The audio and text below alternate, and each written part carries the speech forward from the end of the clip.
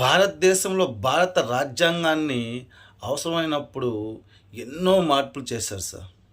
దయచేసి మోదీ గారు, అమిత్ షా గారు, ఇంకా పెద్ద పెద్ద వాళ్ళు మీ అందరికీ మా యువకుల నుంచి, పురుషుల నుంచి కోటి కోటి కోటి పాదాభివందనాలు. దయచేసి ఒక చట్టాన్ని తీసుకురండి సార్. అది ఏమిటంటే యువతలు,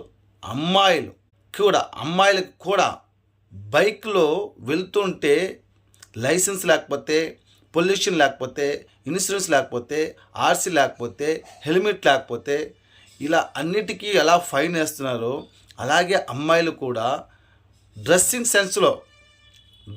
సెన్స్లో చున్నీ లేకపోతే ఫైను, టైట్ ఫిట్ వేస్తే ఫైను, ఇన్నర్ కనబడేట్టుగా వేస్తే ఫైను, ఇలాంటి ప్రతి ఒక్క దానికి ఒక ఫైన్ అనేది క్రియేట్ చేసి పెట్టండి సార్. దయచేసి యువకుల్ని చెడిపేస్తున్నారు సార్. అందువల్లే ఈ రేపులు, మానభంగాలు ఇవన్నీ జరుగుతున్నాయి సార్, మర్డర్లు. దయచేసి రాజ్యాంగంలో మార్పు తేవాల్సిందిగా మీ అందరికీ పాదాభివందనాలు చేసుకున్నాను సార్. ప్లీజ్ సార్, ప్లీజ్ దయచేసి మార్పులు తెచ్చి ఫైన్ అయినా వేస్తే వాళ్ళ డ్రెస్సింగ్ సెన్స్కి మార్చుకుంటారని అనుకున్నాను సార్. తల్లిదండ్రులకి ఎట్టా బుద్ధి జ్ఞానం లేదు. వాళ్ళని కన్నారు కానీ పెంచే పెంపకంలో అట్టర్ ఫ్లాప్ అయినారు సార్. అట్టర్ ఫ్లాప్ తల్లిదండ్రులు.